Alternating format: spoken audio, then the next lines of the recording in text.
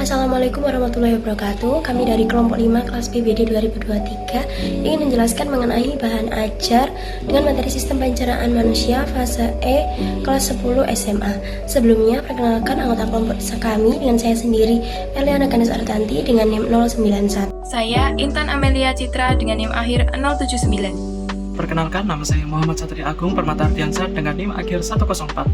Saya Nurlaili Mahmuda dengan NIM 095. Saya Jalvia Kristina Damayanti dengan NIM akhir 099. Kali ini kita akan membahas mengenai sistem pencernaan makanan pada manusia fase E biologi kelas 10 SMA. Adapun capaian pembelajarannya yaitu pada akhir fase E, peserta didik memiliki kemampuan menganalisis keterkaitan struktur organ penyusun sistem pencernaan beserta fungsinya. Kemudian tujuan pembelajarannya yaitu peserta didik dapat menganalisis struktur anatomi dan fungsi organ-organ penyusun sistem pencernaan makanan pada manusia. Sebelumnya, apa sih yang kalian ketahui tentang sistem pencernaan itu? Kemudian, apa saja organ-organ penyusunnya? Maka dari itu, kali ini kita akan membahas apa itu sistem pencernaan manusia. Sistem pencernaan pada manusia merupakan rangkaian organ yang bekerja secara sinergis untuk mengolah makanan menjadi zat-zat yang dapat diserap dan digunakan oleh tubuh. Proses pencernaan melibatkan pemecahan makanan secara mekanis dan kimiawi, dimulai dari mulut hingga ke usus besar, dengan berbagai enzim yang terlibat dalam setiap tahapannya. Alat-alat pencernaan makanan manusia terdiri dari saluran pencernaan dan kelenjar pencernaan.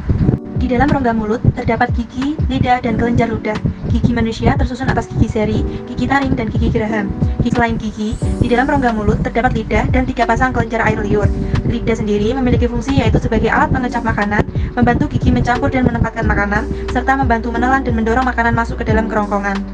Kemudian, setelah makanan terdapat pada mulut, makanan akan masuk ke dalam esofagus. Esofagus merupakan tabung berongga dan berotot yang membawa makanan dan cairan dari tenggorokan ke lambung. Saluran ini terdiri dari otot untuk menciptakan gerakan peristaltik untuk membawa makanan yang telah dihaluskan dari mulut menuju lambung. Saluran ini memiliki panjang 20 cm dan dilapisi oleh mukosa. Kemudian, makanan masuk ke dalam lambung. Lambung terdiri atas 3 bagian, yaitu bagian atas atau kardiak, bagian tengah atau fundus, dan bagian bawah atau pilorus. Di ujung lambung terdapat otot lingkar yang mengatur masuk atau keluarnya makanan di dalam lambung. Fungsi utamanya meliputi penyimpanan makanan sementara, pencernaan mekanis melalui kontraksi otot, pencernaan kimiawi melalui asam dan enzim, dan pengosongan makanan yang dicerna sebagian ke dalam usus kecil secara terkontrol. Selanjutnya ada pankreas. Pankreas terletak di dalam perut, tepat di belakang lambung. Pankreas berukuran sebesar telapak tangan. Selama proses pencernaan, pankreas menghasilkan cairan pankreas yang disebut enzim. Enzim-enzim ini memecah gula, lemak, dan juga pati. Pankreas juga membantu sistem pencernaan dengan menghasilkan hormon. Hormon adalah pembawa pesan kimiawi yang mengalir melalui darah. Hormon pankreas membantu mengatur kadar gula darah dan nafsu makan, merangsang asam lambung, dan juga memberitahu kapan harus kosong. Selanjutnya ada usus halus. Usus halus merupakan saluran makanan terpanjang, panjangnya kurang lebih 5 meter, serta banyak mengandung pembuluh darah dan juga limfa. Bagian pertama dari usus halus adalah usus 12 jari atau duodenum. Bagian kedua usus halus adalah usus tengah atau jejunum. Bagian terakhir usus halus adalah usus penyerapan atau ileum. Setelah itu terdapat usus besar. Usus besar terdiri dari 2 bagian loh. Apa ya 2 bagian itu ya? Nah, mari aku jelaskan. 2 bagian pada usus besar adalah usus tebal dan porus usus atau bisa dibilang rektum. Usus tebal terdiri atas bagian yang naik, bagian yang datar, dan bagian yang turun. Bagian akhir dari usus besar adalah porus usus. Usus tebal mengatur kadar air pada sisa makanan apabila kadar air pada sisa makanan terlalu banyak.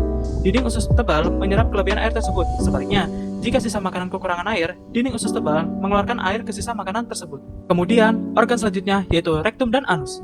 Lapisan rektum terdiri dari jaringan merah berkilau yang mengandung kelenjar lendir. Rektum menghubungkan usus besar ke anus. Ini bertindak sebagai reservoir tempat tinja terakumulasi sebelum siap untuk dibuang. Tempat terakhir yaitu anus. Anus menandai tempat keluarnya sisa makanan. Otot, saraf, dan selaput lendir bekerja sama untuk memfasilitasi pergerakan usus. Nah, setelah mempelajari sistem pencernaan beserta organ penyusunnya, kalian pasti tahu kan apa saja yang menyusun sistem pencernaan dan apa saja fungsinya. Baik, cukup sekian penjelasannya. Terima kasih. Wassalamualaikum warahmatullahi wabarakatuh.